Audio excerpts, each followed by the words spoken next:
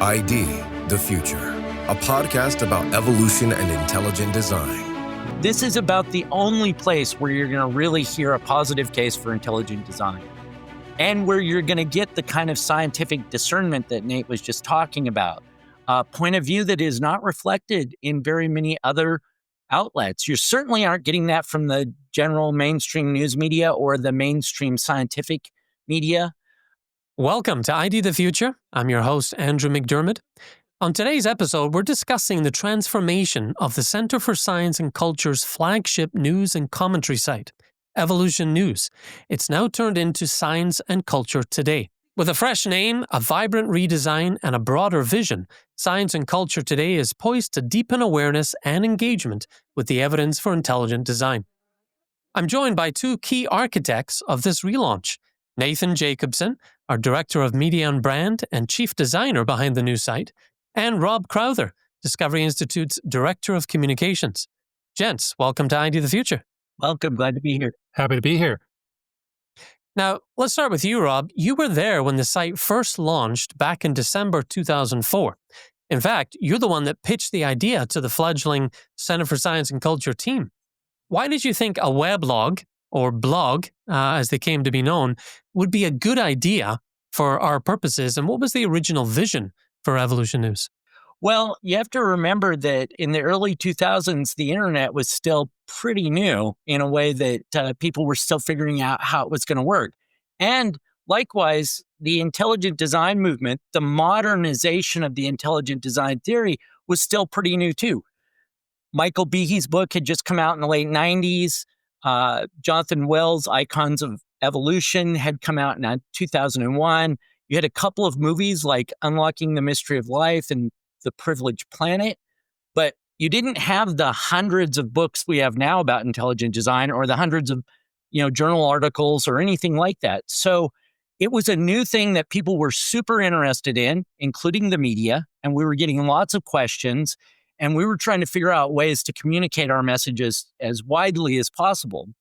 And I had read some books about this, blog by Hugh Hewitt, Smart Mobs by Nathan Myhrvold, The Fourth Turning by Howard Strauss. And they all touched on these new communications measures that were happening on the internet. And it seemed like a good idea for us to also have a blog and to be able to frame the story that we wanted to and explain intelligent design in our own words rather than have, CNN or the New York Times put words in our mouth. Yeah. And of course, those outlets, give us an idea of what the mainstream news coverage was like when it came to intelligent design or the evolution debate in general at this time. I mean, was it friendly? Was it hostile? Were they just missing huge chunks of the debate? Yes. In short, it was all of those things. Like I said, it was still kind of a new idea to most people, and that included the media. And there were a lot of media that were very open and interested and curious and, tried to do a good job of reporting objectively. But there were also a lot of agenda-driven media, a lot in the mainstream media that were predisposed to not necessarily have great idea thinking about intelligent design. It was a challenging idea, and this thought that it was going to somehow dethrone Darwin's theory seemed like a scary thing to a lot of scientists and scientists in media at the time. And so the coverage, ranged from very average and curious and inquisitive to really, agenda-driven and people being really challenging and essentially trying to frame this in a way that would put down intelligent design and the scientists and the scholars that were promoting it. So it was going to be very important to have a clearinghouse for information, for making sure facts were right and things were corrected on the record. It was fact-checking for sure. That was one of the primary things we wanted to do, was to be able to hold the media accountable. When they published an article, we would examine that, and then we would correct things or comment where, and give applause where they did a good job, where there were reporters that did good jobs on those things. And so we wanted to be able to say, hey, great job. This is how it's done. Or challenge them and say, look, you're putting words in our mouth, or you're misdefining what intelligent design is, often conflating it with creationism or something like that. So we wanted to do that kind of fact checking, and a blog seemed like the best way to go for that in 2004. Yeah. And I was looking back at some of the very first articles in December that year, going into the new year, and you were writing. John West was correcting misinformation from the Washington Post, the Boston Globe, and elsewhere. And you also reported on an op-ed by Stephen Meyer and John Angus Campbell in the San Francisco Chronicle as they were defending Teach the Controversy approach to science education. I also noticed the name of their counterpart there was Robert Sapolsky, the famous Stanford neurologist. So that was interesting. But that's sort of what you were going for with the site in the early days, was correcting the record and getting the word out. Now, Nate, over the years, Evolution News has evolved, to use that word quite purposefully, from a fact-checking blog in those early days to a deep well of over 14,000 articles. And that's nearly 200 contributors, all under the careful editorial oversight of David Klinghoffer and editor-in-chief John West. Tell us how the site has changed over the years and what were some of the challenges in updating the website. Well, it is fun to go down the Wayback Machine rabbit hole looking at the site in each of its iterations over the years, because it is kind of a snapshot or several snapshots of the web at different periods of development. And the very first look and feel was quite archaic, very gray and boxy, just a, image of its time in the early web. And I would say that the, three redevelopments that happened over time, each one sort of reflected a moment in time. One of the, main things that happened is that there was a lot more content. And so more categories got to be introduced, a lot more tagging to try to cover just a wide range of things that were being covered. And, one of the biggest challenges of this big redesign is that the one fundamental thing that we changed, or one of the fundamental things, was kind of moving away from that blog format, which had served for so many years. So, we went from just the last 7 articles that have been published on the front page to dozens, and to videos and some of the Idea the Future podcasts featured there. So a challenge in doing that is that for every page load of our homepage, you have to load that many more articles. And we've been working a lot on the back end to try to make sure that it's efficiently caching and loading and pulling all those articles so that things still are speedy and responsive when you load the front page. So I really had a vision from the start that I wanted this to look like a full-fledged news site, reflective of just how many topics were being covered, how much was fresh and new. But that did introduce some challenges. Yeah. I would say the biggest challenge is the name change, because anytime you float an idea like that, it's a big change with inherent risk. And so there was a little bit of a PR campaign reaching out to different people to get feedback on different ideas. I knew that I wanted the new name to really feature science. And we had a couple other ideas in the hopper before John West actually suggested science and culture, just the most kind of obvious answer, which is a reflection of us being the Center for Science and Culture. So that was the name that immediately had the most positive reaction. And I was very tentative and I guess worried that the name change would not go through, because I really felt like a name change was in order, that Evolution News was overly a niche that no longer reflected the kind of content on the site. So I really wanted that name change, and was very happy when we got consensus behind making that big change. Yeah, and I think we'll look back and consider that a masterstroke in our overall strategy of trying to reach people with the evidence for intelligent design. Yes, there's the negative argument about evolution and the news and coverage with that, but there's also the positive argument and case for intelligent design across all these scientific disciplines. So that was great that the new name won the day. And actually, it is a rebrand, but it's also a bit of a reboot. In fact, editor David Klinghoffer calls the relaunch a back to the future move, realigning with the CSE's original goal of fusing science and culture. Now, you've explained how the design of the new site embodies that vision. You also have a visual element to that, and that's the logo that you cultivated. It's inspired by the Mobius strip, which came around in the 19th century. Tell us what that is and how it captures the dual focus of the publication. Well, the Mobius strip is one of the most marvelous geometric shapes I'm aware of.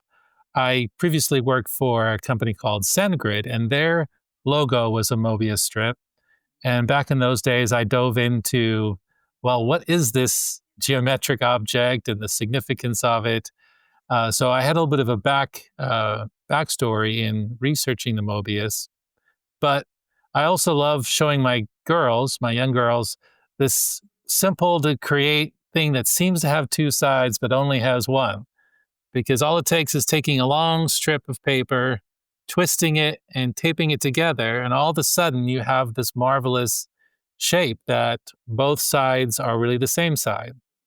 And I thought that was a fitting metaphor for the fact that science and culture are very much intermingled, and there is no real clear delineation between what is science and what is culture.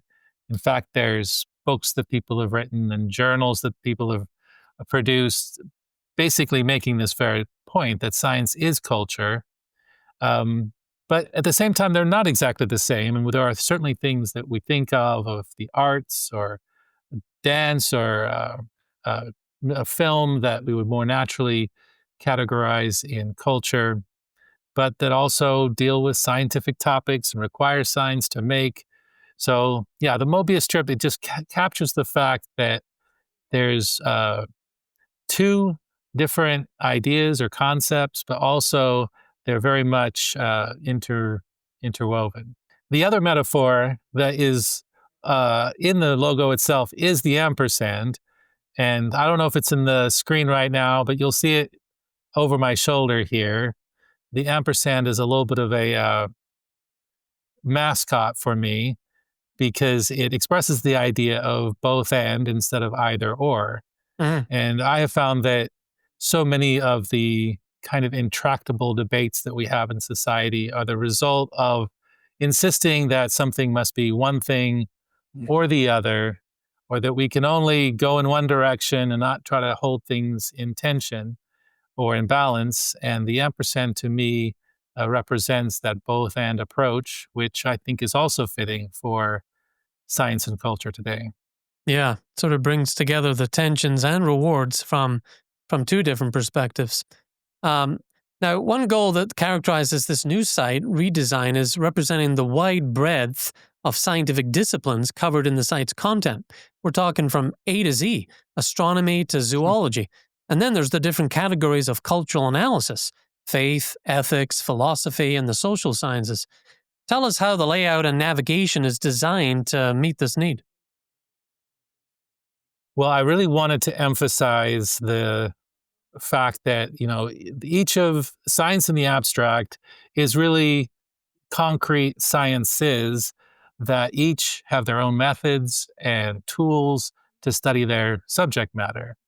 And so in the past, the science category had subcategories that were different than they are now. I really wanted to reflect all of the subdisciplines within the sciences within that top level navigation.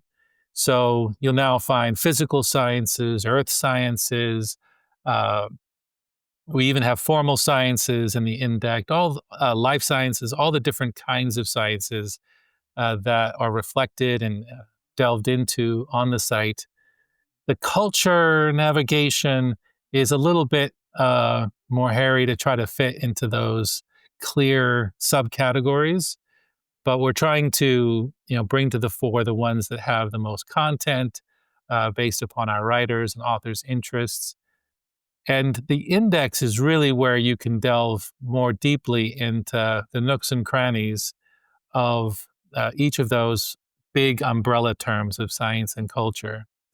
And developing that index was a very time-intensive project that is still unfinished because the just startling range of topics that our many authors in 14,000 articles have covered is very difficult to catalog sufficiently. But it has been so fun as the person most in there to be running across just fascinating articles on all kinds of topics and terms I was not even familiar with. So I encourage anyone who wants just to browse into a particular area to visit that index page and to dive down. You'll be rewarded, I believe. And that's really the beauty of the site. I've gone on there many times and just quickly searched for something and pulled something up. That's one way to use the site, but you can also just sit there and, as you say, browse, explore. And I think we've taken a massive step in allowing users to be able to do that more efficiently. Now, Rob, the relaunch introduces some nifty features to enhance the user experience. Can you highlight just a few for us? That's probably a good question for our designer, Nate. But I can tell you the one thing that I was most excited about and which I've heard the most positive reaction to is the ability to listen to the articles. Yeah. People, they like podcasts, they like listening, they like audio. They can listen while they're doing something else. And that's a really big step forward to have that feature. And I know there are other things about the footnoting and some of the things with the tagging and the indexing that's pretty nifty. But that's more of a technical thing that Nate probably can explain better than I can. Sure, yeah. Nate, you want to add to that? Well, one of the nice things about this development process is that we initially had an earlier release date, and for kind of logistical reasons, it was pushed back, which gave me the luxury of adding to the wish list of features to add to the site. And fortunately, we have a very capable programmer here at Discovery Institute, Catherine West. And so with each additional week we had, I thought, well, let's add another feature. And so some of these features, like the inline footnotes, which I have wanted for a long, long time, and the related, which is harder to do than you might think, to have the related articles being able to pull from 14,000 articles into something that is related to the current article. I just kept on handing those over to Catherine, and she's a real expert at making those things a reality. I do think that the search feature is going to be something that people are also very grateful for. Over the years, we have, gotten sort of a steady series of requests for, I need a more powerful search on the site to find exactly what I'm looking for. And so the ability to just constrain by author, by date, to have specific phrases that you're searching for some of our real researchers and more serious readers of the site, I think that search will be very helpful to them. Yeah. And you've also taken user privacy into consideration with these new features, right? Yes, this is a bit of a crusade for me personally. As a designer of the web, I lament the proliferation of cookie notices that are littering every website. This comes out of regulations that have come out of the EU and California, and they don't actually improve anybody's privacy. And so what they've really done is to make the web a lot worse, to put, to litter every website without really any upside. But of course, you do not want to mess with regulations. And so the way for us to deal with the situation was just to ensure that we aren't using any third-party services that are tracking our users. And so by pursuing something that's a good anyways, respecting our readers' privacy, we can avoid that necessity. There are some exceptions that are still quite tricky. So for example, if you include a YouTube video on your website, even though you're not tracking anybody, in theory or in principle, Google can use an IP address. So we added notices for anybody who interacts with our YouTube videos to try to ensure that the privacy was respected. Yeah. Well, those are some great upgrades. So Nate, the experience of building out this website sounds like it was very instructive to you and for you. What's one standout thing that you either didn't know before or you didn't fully realize that kind of struck you as you were working through this project? Well, I think the subdiscipline that I've had the most fun building out is anatomy. We have so many articles detailing such little specific wonders within the human body, whether it's our sense of smell or the pressure sensors that are all throughout our body. There's just such a multitude of wonders in the human body that as I'm going in and making sure articles are tagged correctly and have an image in the right place, it's just quite inspiring and awe-inspiring to see the design throughout the human body.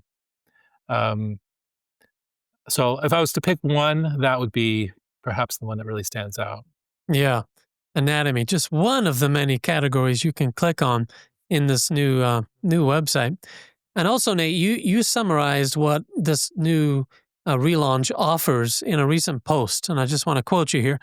With original reporting and analysis, critical examination of the materialist and evolutionary paradigm, updates on intelligent design as an ongoing research project, reflections on religious, ethical, and cultural questions, and an appreciation for a world of exquisitely designed creatures and the awe-inspiring music of the spheres, Science and Culture Today is as timely as ever. And even before joining the ranks at Discovery Institute, you know that you use the website as a resource yourself. So how do you see this new site impacting the debate, as it were, going forward? Well, there are so many things the site does well, and there are many authors, contributors that might have their one thing that they want to make sure that readers take away from the site. I think for me, the most important kind of overall lesson from reading Science and Culture Today is the importance of scientific discernment. We have so many places in our society that are cheerleaders for science. And, whether it's STEM in schools or my good friend who is really worried that his kids are going to hear that science is very important and good. And of course, that is all true. Science is the incredible human endeavor that has discovered so many truths and has blessed humankind in so many ways. But science is a double-edged sword. There's good and bad science, and there are scientists that are doing good science and shoddy science. And so my hope is that the way that the contributors and scientists and scholars at Science and Culture Today pursue their writing, that it demonstrates an approach to science that is appreciative of what can be learned and what can be accomplished, but that's also critical in evaluating the kinds of claims that are made. And so one of the things I've been doing very deliberately in that index I mentioned earlier is to be building out a area that is dedicated to topics in the area of scientific discernment and a kind of special niche within science called meta-science that is devoted to improving the practice of science. I'm not a scientist. I'm more philosophical in my bent. And that, I think, kind of serves well in being able to have that critical eye as we cover the sciences. So that is my hope of something very distinctive about science and culture today that we can contribute to the conversation. That's great. Yeah. Scientific discernment, very, very important. Now, Rob, thinking back to why we started Evolution News in the first place back in 2004, same question for you. What role do you hope this new iteration of the site, Science and Culture Today, is going to play in the debate going forward? I think it's going to play the very same role it's always played, really.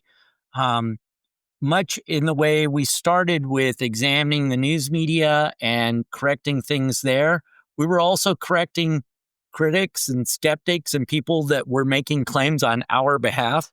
And so that's been a big part of it for all these years. But I think going forward, one of the most interesting things for me and for the general public is that this is about the only place where you're going to really hear a positive case for intelligent design and where you're going to get the kind of scientific discernment that Nate was just talking about, a point of view that is not reflected in very many other outlets. You certainly aren't getting that from the general mainstream news media or the mainstream scientific media. There are hundreds of biology departments around the country, and very few, if any of them, have the kind of point of view that we have. So, Science and Culture Today is going to be almost an exclusive outlet. It's the one place where you can get this point of view, where you can learn about intelligent design and the scientific related issues. In 2004, when we started, there was exactly one scientific reviewed paper about intelligent design. It was by Stephen C. Meyer from the Proceedings of the Biological Society of Washington. And now there are over 300 peer-reviewed articles. And I was just found out recently that there was one that we didn't know about, which a lot of these articles, we often knew the scientists and scholars that were working on them, and we helped shepherd those to publication. And, whether it was at PLOS One or somewhere else in mainstream journals, but we knew what was going on with those. And we just discovered one recently where we didn't know the scientist and we weren't aware of the publication until we found it. And here's a pro-ID paper in a science journal that is reflecting the kind of views we have. So we're not as exclusive as we might want to be, sort of, but that's a good thing. Our view is that, we have this intelligent design in nature, and we've been sharing that for 20 plus years. And Science and Culture Today will continue to share that. And it'll be, one of the few outlets where you can get that. So I think that's why we get a lot of traffic, a lot of interest from friends and skeptics alike. If you want to know about this is the place where you have to come at scienceandculturetoday.com. Yeah, a crucial resource to be sure. Well, Rob, Nate, thank you for stopping by today and helping us pull back the curtain on Science and Culture Today. And for those who are listening or watching, the next step, obviously, is just going to the site, bookmarking it, spending time there, using it regularly as a resource. You'll find the redesigned site at scienceandculture.com. That's scienceandculture.com. And if you happen to point your browser to evolutionnews.org, we've got you covered there as well. It's going to point to the exact same place. So if you really love that name and just want to go to it that way, feel free. But scienceandculture.com is the site. And gentlemen, I appreciate your time. Thank you. Absolutely. Well, for ID the Future, I'm Andrew McDermott. Thanks for joining us. Visit us at idthefuture.com and intelligentdesign.org. This program is copyright Discovery Institute and recorded by its Center for Science and Culture.